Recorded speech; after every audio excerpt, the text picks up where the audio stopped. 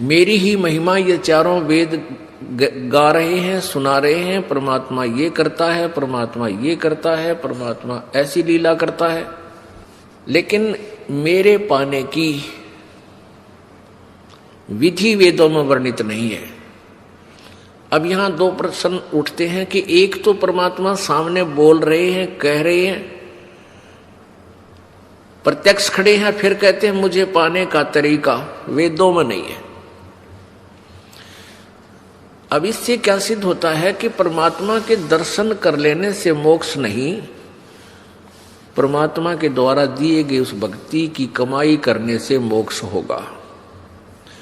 नहीं तो परमेश्वर 120 वर्ष रहे, जिनको अच्छी आत्माओं ने भी दे दर्शन किए, बुरा ने भी किए, जो उनके विरोधी थे उन मार मार कर रहे थे उनके पीछे, उन्होंने भी दर्शन किए।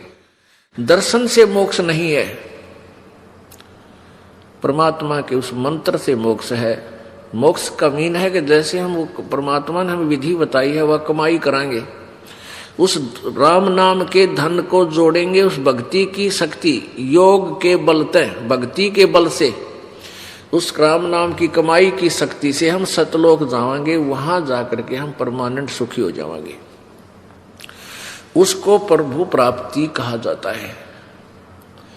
परमात्मा यहां आए, सभी को प्राप्त थे, दर्शन भी होते थे, लेकिन मोक्ष कोई नहीं, मुक्त कोई नहीं हुआ, क्योंकि हमने परमेश्वर के उस ज्ञान पर विश्वास नहीं किया, न उनके द्वारा दिए गई भक्ति की साधना की।